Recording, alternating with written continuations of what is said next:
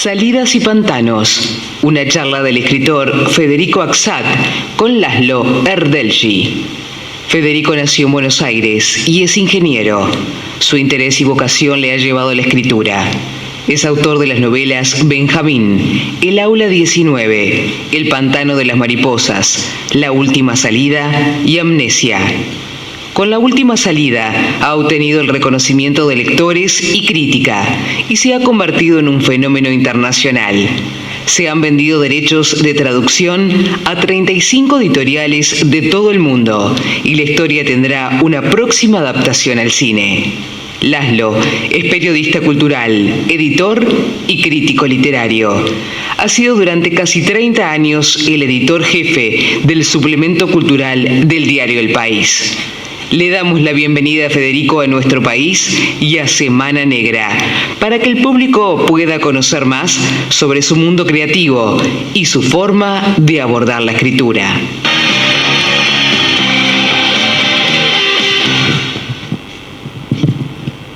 Hola. Bueno, bienvenido a Uruguay, primera vez. Primera vez, sí, muchas gracias. Mucha agua, lamentablemente. Mucha agua, tocó, sí, pero bueno, es el bautismo. Bien. Ya después. Charlábamos ahora un poco, tomamos un café previamente, pero antes de entrar en el tema, yo quería preguntar a todos los valientes que atravesaron la lluvia y este viernes, ¿quiénes han leído a Federico? Bien. Bueno, es muy importante esto, ¿no? Porque los libros existen por ustedes, ¿no?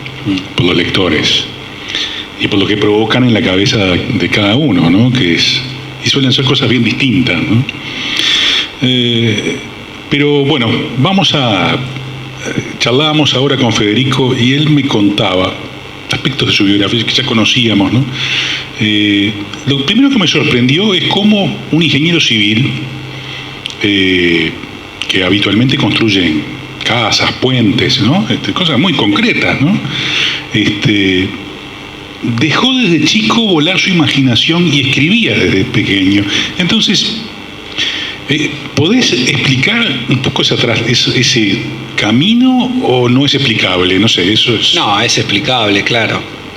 Yo a veces me pregunto quién estuvo primero, si fue el escritor o el ingeniero. No el ingeniero, pero yo soy, más allá de mi profesión, me gustan mucho los números, la matemática, la física. Me siento cómodo en ese mundo, que es cierto que a veces es muy estructurado y parecería que va en contra de lo que es una tarea creativa, como en este caso escribir libros de ficción. Pero la realidad es que las dos personalidades siempre convivieron desde que era chico. Y para mí escribir fue algo muy natural.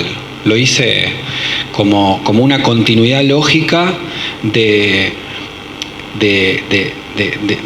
mi despertar como lector, digamos. Fue prácticamente a la par. Yo leía mucho a Julio Verne en esa época, las primeras novelas de Stephen King, y un día empecé a escribir. Fue como, no sé, como el que dibuja y ve un dibujo y quiere hacer un dibujo. Lo viví de esa forma. No sentí como que era algo distinto. Y la verdad que ahora que lo pienso, sí es algo diferente. Leer o escribir son dos cosas bien distintas. No. Pero en ese sentido, en ese momento lo sentí como algo, como que era lo mismo. Si a mí me gusta tanto esto, ¿cómo no voy a tratar de hacer algo similar? Y así empecé. Como que fluye, totalmente natural. Y la ingeniería, mi padre era ingeniero civil, entonces, y con cierta facilidad para los números, y el camino de tener que elegir una carrera también nunca me lo planteé demasiado seriamente. ¿Trabajás como ingeniero civil? Trabajé como ingeniero civil, sí, mis comienzos fueron en la ingeniería civil.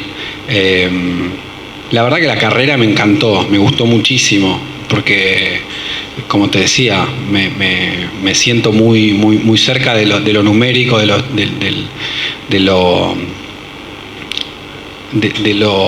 lo lógico que tiene la ingeniería. Y hoy vivís de escribir. Hoy vivís de escribir. Sí, sí. Es una gran cosa eso, ¿no? Sí. Sí, una suerte, más que... Cuando ves 35 traducciones, ¿no? De la última salida. Sí. ¿Y qué no te sorprende verte en idiomas lejanos, extraños? Sí, pero todavía me sigue sorprendiendo ver la versión en español. No necesito ver la versión coreana para sorprenderme tanto. O sea, pues yo entro a la librería y veo... Me he visto muchas veces al lado de Stephen King. Y yo entro a la librería y me gusta que sea así, no poder aceptarlo, no terminar de aceptarlo. Había en aquellos comienzos nunca existió la posibilidad en mi cabeza de poder dedicarme a la escritura. Jamás se me cruzó por la cabeza. Ni siquiera cuando muchos años después pude terminar mi primera novela. Porque esa es otra, siempre escribía novelas. Tenía 16 años, escribía y quería escribir novelas que nunca terminaba, eran un desastre, o sea, horrorosos, manuscritos tremendos. Pero no importa, yo lo seguía intentando y cuando finalmente terminé la primera novela, que ya tenía 20 y algo de años, 20, quizá 22 o 23, y terminé el manuscrito de Benjamín, mis nexos con las editoriales eran nulos. No conocía a nadie en el sector editorial, no conocía cómo funcionaba, no sabía lo que era un agente literario. Recuerdo que cuando mi hermano fue el primero que leyó aquel manuscrito, que yo se lo di para que él lo valorara y después se lo iba a dar a algún amigo y eso iba a ser todo. Y él me dijo, con esto hay que hacer algo, ¿qué vas a hacer con esto? Qué bueno. Los hermanos suelen ser malos, ¿no? Claro. Bueno, el mío no lo fue, no lo es. Y hay mucho del vínculo de Amnesia con su hermano que tiene que ver con el vínculo con mi hermano de ayuda y un amor ahí incondicional. Y mi hermano me dijo, con esto hay que hacer algo. Y yo lo primero que hice fue ir a una librería con una libreta y anotar los nombres de las editoriales. Porque ni sabía los nombres de las editoriales. Eres ajeno al mundo. No, ajeno era poco. O sea, yo compraba un libro porque me gustaba y nada más. No sabía de qué editorial era. O sabía algún nombre, pero no me preocupaba. No iba a seguir una editorial específicamente. Quizás por aquellos tiempos las editoriales no se preocupaban tanto por el marketing. Bueno, te preocupabas por leer, en definitiva. Sí, lógico, claro. Entonces no tenía ni idea de cómo llevar o de qué hacer con un manuscrito. Tus lecturas. Mis lecturas. Ha cambiado con el tiempo.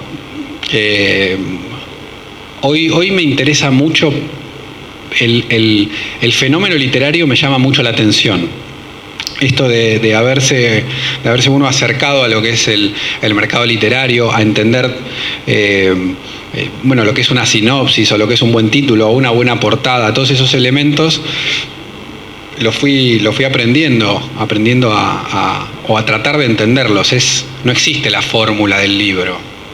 Ojalá alguien la tuviera. Del libro, me refiero al libro que va a funcionar, al bestseller. Pero, sin embargo, cada tanto surgen estos libros y a mí me intriga ver qué tienen.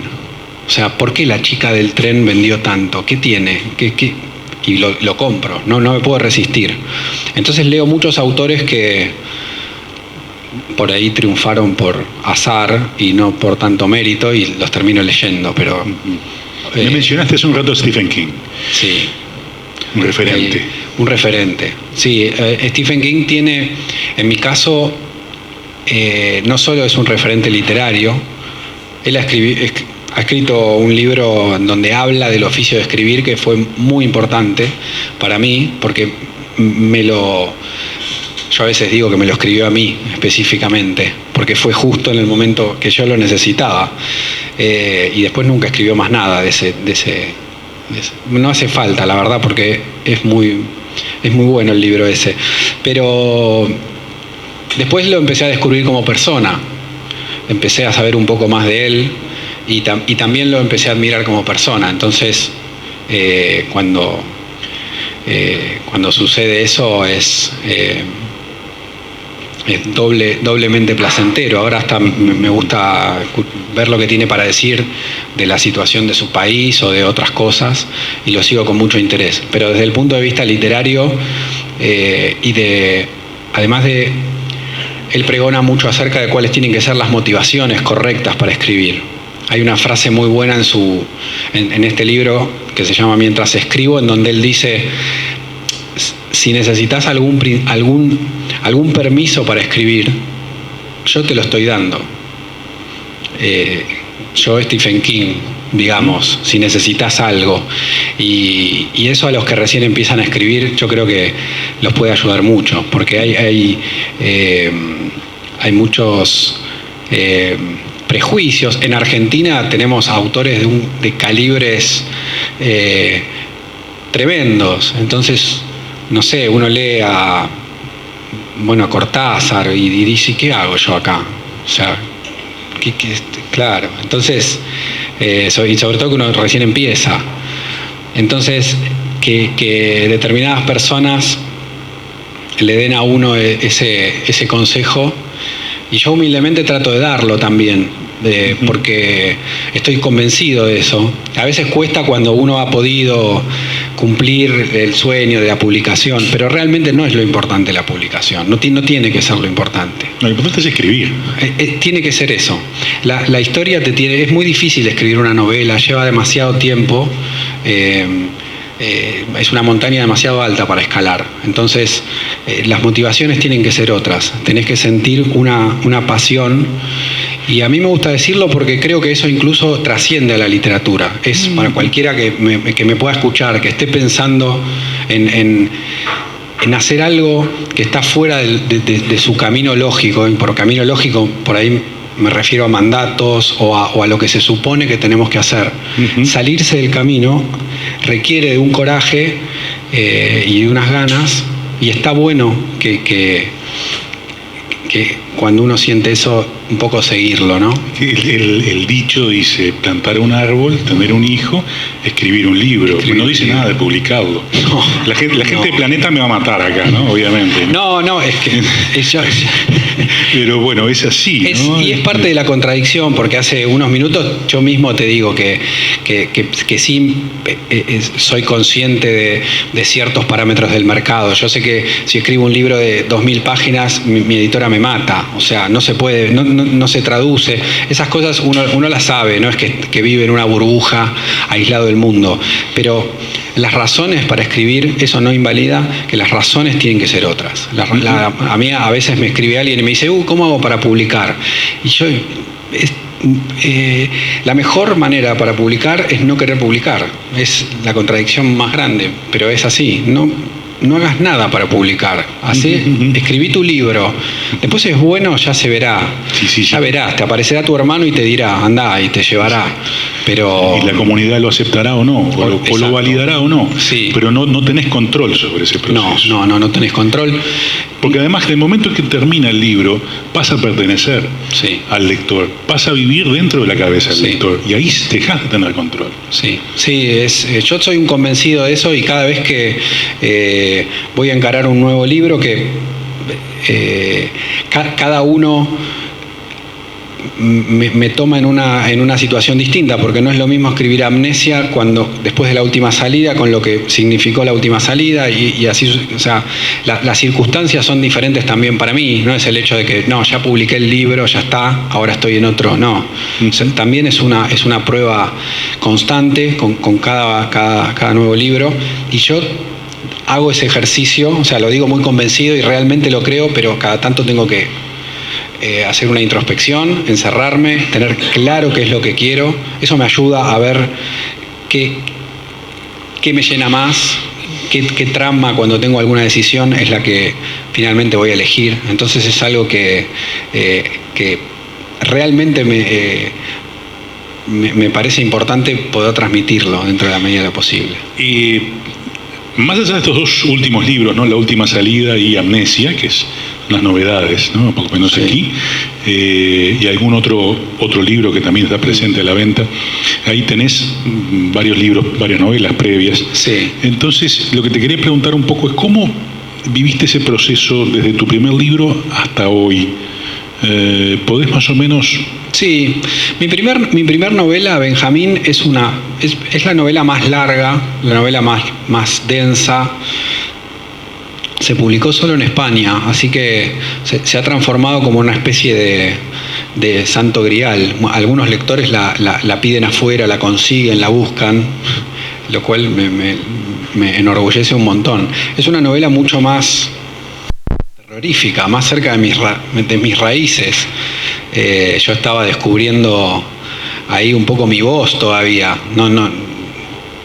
Bueno, ¿quién puede, salvo el caso que hablábamos afuera, quién puede en su primera novela ya estar consolidado, ¿no?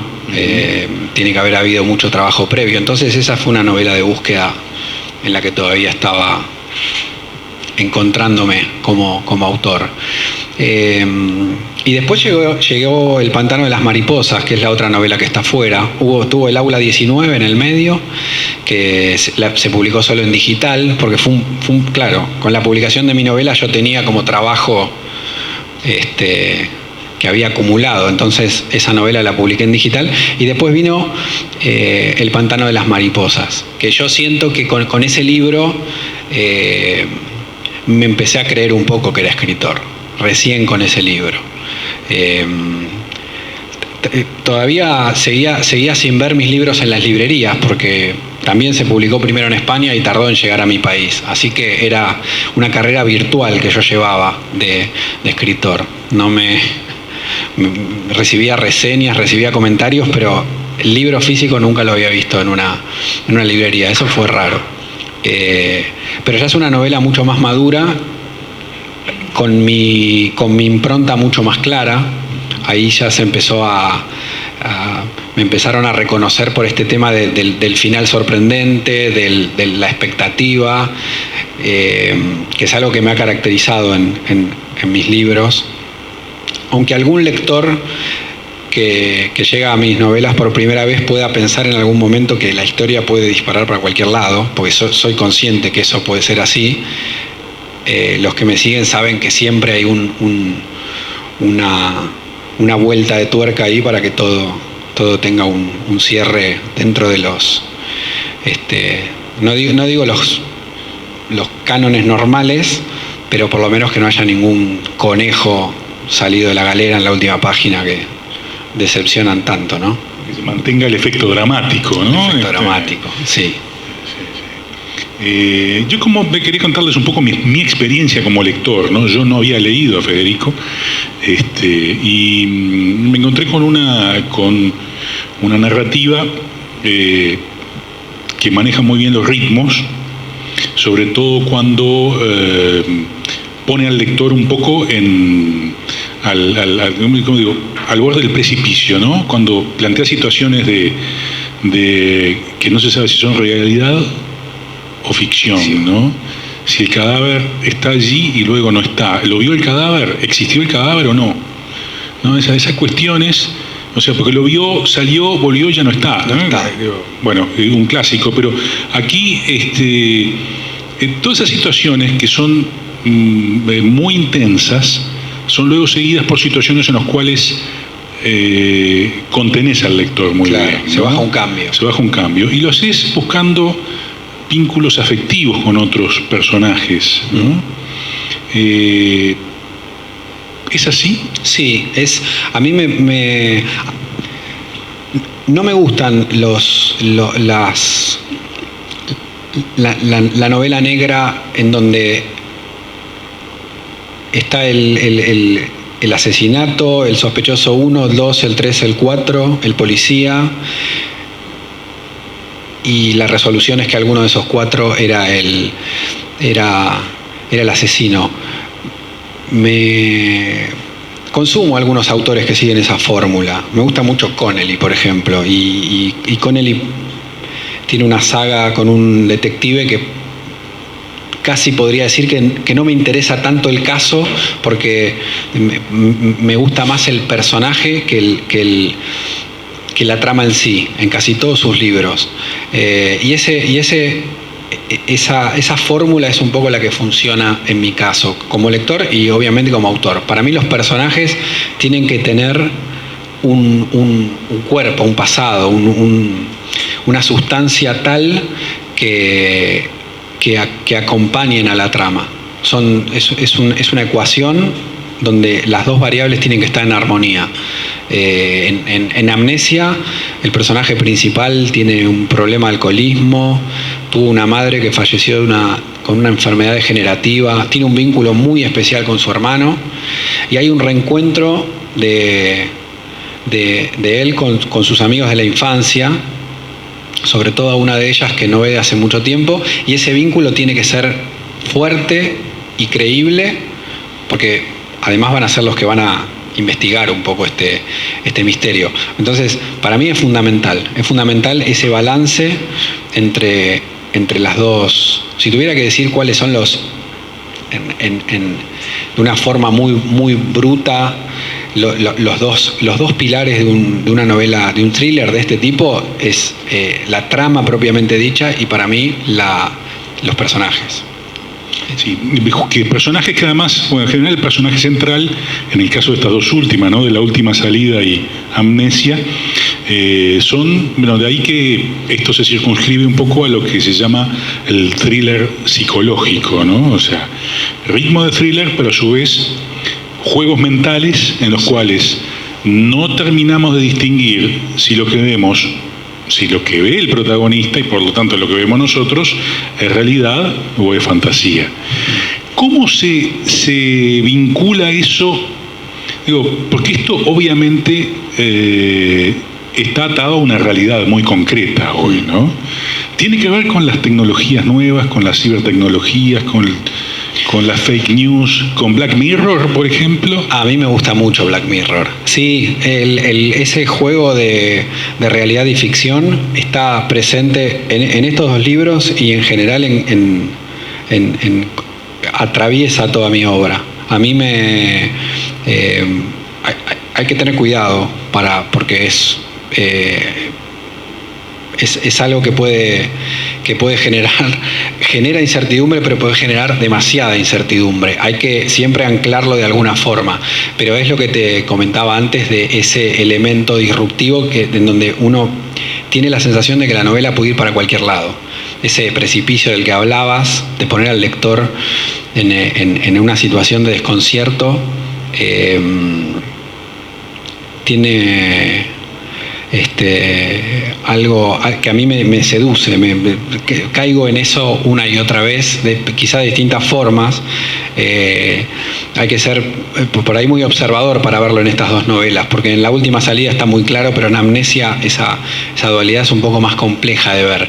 Pero sí, de hecho, en Amnesia muy rápidamente tenemos esa furgoneta donde el personaje ve la imagen de su propia casa. Es una furgoneta fatal, porque sí. te queda clavada en la cabeza y no hay manera. Claro, ¿no? Sí, podemos contar un poquito para el que no la has leído, pero el personaje despierta, la novela empieza con el personaje despertando en su casa y se encuentra con el cadáver, la botella de vodka vacía y el arma que tenía como defensa en su propia casa, y esa es la situación con la que se encuentra.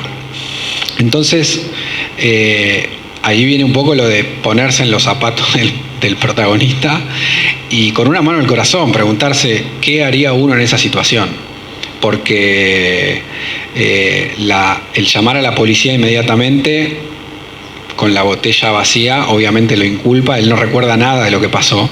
Entonces, el primer impulso, además de que tiene una situación muy complicada con su ex esposa, con su hija, sabe que si una situación así lo va a terminar de complicar, entonces, mal o bien, la decisión que toma es agarrar la botella y salir de su casa y tirarla a un lago que está en el medio del bosque que rodea la casa. Y cuando está volviendo, y acá es el elemento que comentábamos de la furgoneta, se encuentra en el bosque un fulgor y se acerca y descubre esta furgoneta vieja que parece casi abandonada, pero que tiene ahí algunos restos de alguna persona que estuvo por ahí, y cuando la abre descubre esta computadora con imágenes de su propia casa. Y yo en el momento que escribía eso, digo, acá alguien va a revolear el libro, lo va a tirar, pero bueno, ahí es donde me gusta que los que me siguen digan, bueno, a ver cómo no sé, no me pasó, porque bueno, bien. Digo, vos te encontrás con un cadáver en el living de tu casa y empezás a hacer disparates, ¿no? Porque digo, ¿qué haces? Yo qué sé. Sí, ¿no? yo soy de los que honestamente digo que contemplaría de ir a tirar la botella. Seguramente llamaría a la policía, pero él no llama a la policía. Hay una cuestión también que es interesante, ¿no? Digo, porque es el llamar a la policía, pero las culpas que generan la presencia de la botella vacía y bla, bla, bla, bla, todo eso instala ese juego, esa dualidad entre realidad falsa, claro, verdad, ¿no? Que envuelve y que no se envuelve como lectores, ¿no? No, claro, además cuando él vuelve a la casa, después de haber visto esta furgoneta con este sistema de circuito cerrado con su propia casa, y ahí viene un poco lo de Black Mirror, cuando vuelve a la casa el cadáver no está. Entonces ahí es donde se plantea el lector debería plantearse la pregunta lógica de, bueno, ¿qué es real? ¿Que el cadáver no esté ahora? ¿Que no, el cadáver estaba antes? ¿O las dos cosas son reales y alguien lo sacó? Esa es un poco la primera pregunta en los minutos iniciales, en las páginas iniciales. Y tal es el desconcierto del personaje, y espero del lector, que él tiene que recurrir a su hermano en ese momento, y habla por teléfono con su hermano, y su hermano, que es mucho más frío y mucho más pensante, y que además tiene una cierta distancia sobre el hecho, bueno, es el primero que lo aconseja y le dice qué hacer. Y obviamente que lo que le dice es que no llame a la policía. Me da un poco de miedo el spoiler a esta altura, ¿no? Sí, no, estamos todavía en las primeras páginas. Sí, es muy difícil presentar un libro de este tipo, porque uno tendría que decir, gracias por haber venido, lean el libro. Sí. No hay mayordomo. Claro. Sí. ¿Estás escribiendo algo nuevo? Sí, estoy con una novela que me gusta pensarla como una mezcla entre quizás Amnesia y El pantano de las mariposas, que es mi novela anterior. Digo, para el que leyó esos libros pueda pensar por dónde va a salir, pero es una novela que no es una continuación de ninguna, y creo que no tiene demasiado que ver con ninguna de las tramas, que es algo que me planteo de un libro a otro, de buscar ese toque de originalidad. Es lo que es una de las cosas que más me cuesta. Me castigo mucho. Siento como que el libro tiene que tener alguna idea original, desde, no sé si en la sinopsis propiamente dicha, pero en algún lugar del libro tengo que tener alguna idea que yo por lo menos la sienta original 100%. Y si no tengo esa idea, no estoy como... No me siento listo para empezar, y ahora es como que encontré esa idea. Entonces, después un poco construyo a partir de eso. En el caso de La última salida, me acuerdo que también empieza con una idea, con un punto de vista, una situación así de shock inicial, que es un hombre que está a punto de suicidarse en el estudio de su casa, y le empiezan a tocar el timbre justo en ese momento. Y lógicamente él no tiene ninguna intención de atender, está esperando que la persona que está tocando el timbre se vaya, pero no se va a pegar un tiro con alguien en la puerta, porque obviamente no quiere que nadie dé aviso a la policía. Su familia está en Disney en ese momento, y ahí nos vamos enterando que el protagonista tiene una casa hermosa, tiene una familia hermosa. Entonces nos empezamos a preguntar por qué este hombre está tomando esa decisión, y en ese mismo momento encuentra entre sus papeles en el escritorio una furgoneta casi, porque encuentra una nota escrita por él mismo, que dice, abre la puerta, es tu última salida. Entonces ahí están un poco las similitudes entre los dos comienzos, en donde tenemos una situación que tiene algo extraordinario, porque es un hombre que se va a quitar la vida y que empiezan a tocar el timbre, pero esa nota, que escrita por él mismo, que le dice abre la puerta, es tu última salida, y que él no recuerda haber escrito, es como el primer elemento que ya enciende las alarmas, ¿no? Pero en ese libro, ese planteamiento a mí no me terminaba de parecer el original como yo buscaba. Entonces, cuando finalmente él abre la puerta y llega esta persona que estaba afuera, esto es todo lo que tenía de esta novela en su momento, y yo no empezaba a escribirla porque me parecía interesante para empezar a deshacer, para empezar a tirar del ovillo, pero no podía responderme qué era lo que este extraño que golpeaba la puerta venía a decirle. Y en mi cabeza yo recreaba toda esta situación y él abría la puerta y estaba ahí el extraño, yo lo veía parado. ¿Y ahora qué? Y esa pregunta estuvo mucho tiempo. ¿Qué viene a proponerme? Después veremos quién es. Y lo que viene a proponer, que terminó estando en el libro, es lo que a mí me empujó a seguir escribiéndolo, esa idea original que a mí me gustó, es participar de una cadena de suicidas. Este hombre misterioso venía a ofrecerle a Ted, el protagonista, matar a alguien que estaba en su misma condición y en algún momento ser asesinado por alguien que participaba de esa cadena, y de esa forma aliviar el dolor hacia sus seres queridos que supondría quitarse la vida frente a ser asesinado de una forma por un tercero, digamos, ¿no? Entonces, pero en definitiva esa cadena no es lo que parece ser. Claro, pero y ahí está la cuestión de ahí empiezan a abrirse sí, después las cuestiones dramáticas sí, digamos que el camino no estaba ni de cerca terminado para tener un libro, era simplemente tener 5 páginas más. Pero a mí esa parte, que tampoco sé si nunca se habrá hecho o algo similar, ¿no? En algún punto es como una cadena de favores, pero de muerte, ¿no? Pero a mí me gustó, y ya ese fue el detonante para decir, bueno, yo quiero escribir este libro. Hay una cuestión de redención ahí, ¿no? Que siempre Sí. en literatura además rinde, ¿no? Porque Sí. todos queremos redimirnos, ¿no? De alguna manera, ¿no? Sos un laburante de la palabra escrita. Sí. ¿Cómo vivís este momento, este tiempo en el cual el lenguaje está siendo tan cuestionado, tan manoseado en la política, en el mundo, ¿no? Sí. Estamos hablando de la política de, se está cuestionando de la muerte del lenguaje, por ejemplo, en el ámbito público, ¿no? Entonces, el escritor, que es el que trabaja con la palabra, ¿no? ¿Has tenido desafíos en ese plano? Digo, porque de verte con términos y con palabras que pueden llegar a tener significados disímiles y tenés que Ser muy preciso. muy preciso. Sí,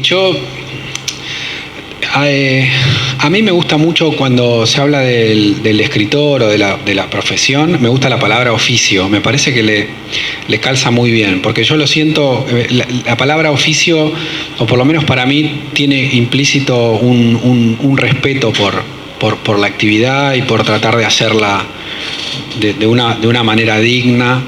Y yo, siendo alguien que viene de afuera, que no tiene una formación literaria, no estudié letras, lo que sé lo aprendí leyendo y algún taller al que fui, entonces trato de ser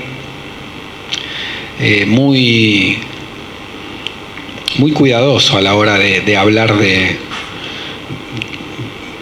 del lenguaje como medio, porque realmente me siento como alguien que modestamente lo utiliza como una herramienta lo mejor que puede, y con todos los errores trato de entregar mis manuscritos de la mejor forma posible. Después algún editor siempre lo mejora y lo ayuda a uno a que sea lo mejor posible. Pero sí siento un respeto profundo por el lenguaje, por tratar de... estamos hablando mucho de la trama y los personajes, pero yo no me olvido que hay un idioma atrás, y a mí me gusta escribir bien. A mí hay 2 o 3 frases en todas mis novelas que son literariamente bellas, y cuando alguien me lo resalta, me gratifica muchísimo. A veces cuesta en una novela de 500 páginas que todo sea un trabajo de orfebrería. No es una pieza, se parece más a una silla que a algo pequeño, una novela en general. En algún momento uno tiene que cortar y entender que lo que tiene entre manos es una obra con cierto grado de imperfección, porque si no la terminás más. Pero eso no quita que no trate de hacer lo mejor que puedo. Ahí conectaste con el lector, ¿no? Eso es cuando lograste lo que el escritor desea, ¿no? Llegar a esa cabeza. Y bueno, lo que quería aprovechar de alguna manera es que tenemos lectores acá, ¿no? Lectores de Federico. Abrimos preguntas, que vamos, dialogamos. O incluso de no lectores o no lectores también, sí, ¿no? Lectores sería ideal, pero es difícil. Estás pidiendo algo difícil. Estoy pidiendo, pero es muy difícil. A ver. En la última salida, lo que sería la camioneta al lado de la zarigüeya. Sí, Esa zarigüeya tal cual. aparece en los momentos más Sí, es ese elemento. A mí me gusta pensar, sí, tal cual.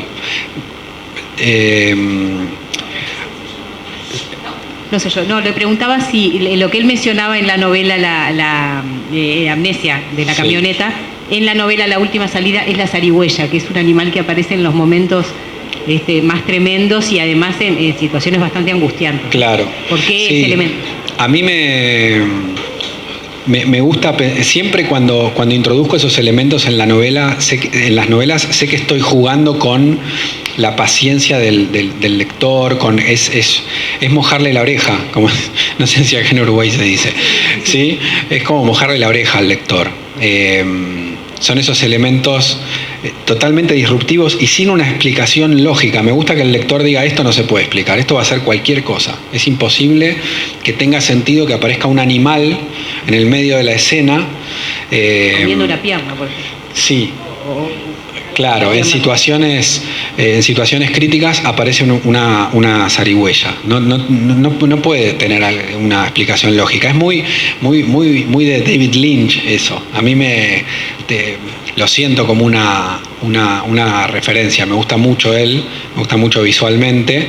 Y bueno, por algo el extraño ese que se presenta en La última salida se llama Lynch de apellido. Pero sí, es ese elemento mojador de oreja. ¿Qué película de Lynch te impresionó más?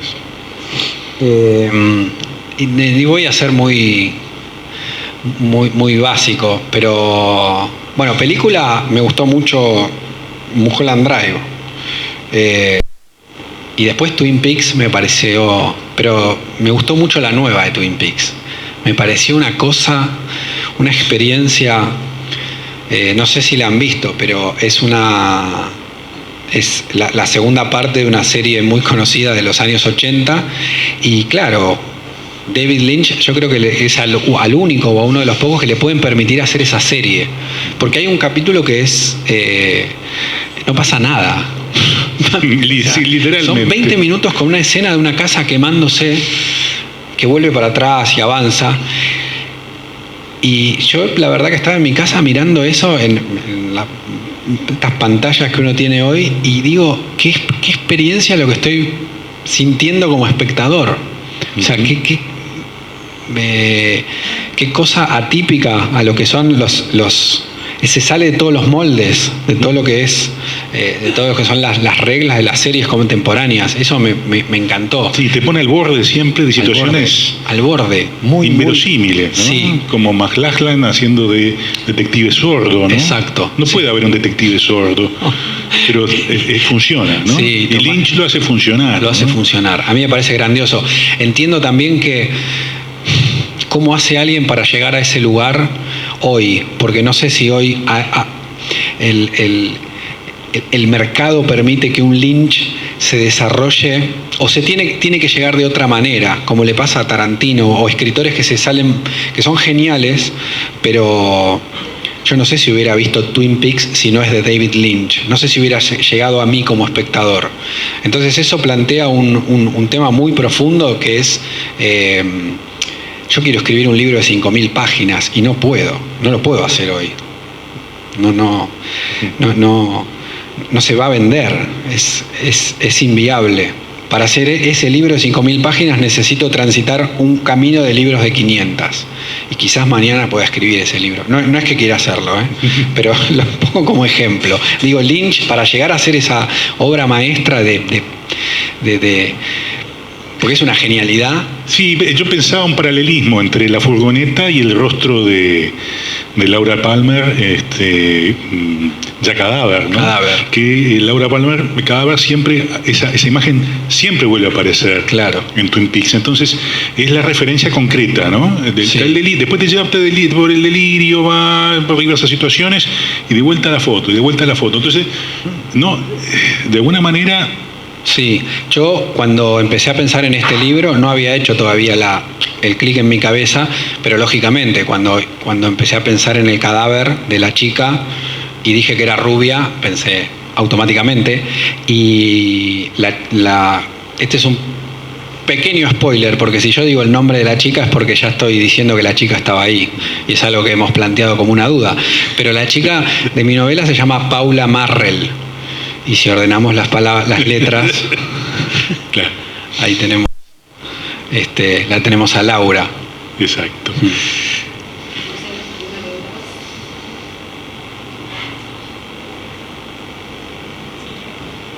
Bien, Mercedes.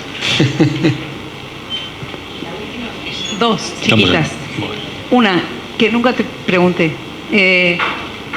¿Cómo se dio que publicaras primero en España que en Claro. Argentina? Sí. ¿Fue una casualidad? ¿Fue una idea tuya? No.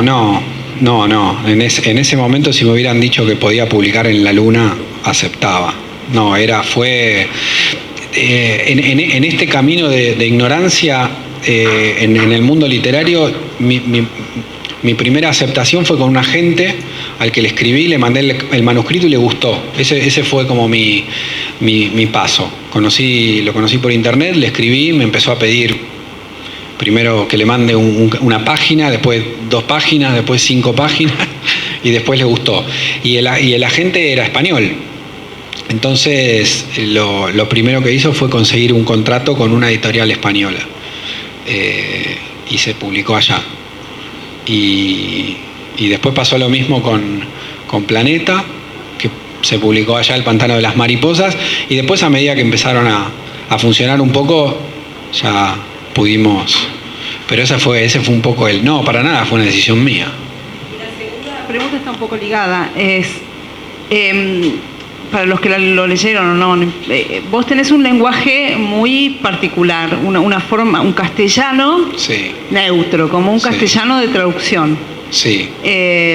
Evidentemente es algo que haces deliberadamente, y la pregunta es, si vos al escribir así, que tiene que ser un esfuerzo, porque sustraes todo lo que es típico, lo Sí. que es coloquial, lo que lo pensabas en llegar al mundo, o bien es una especie de exigencia del género.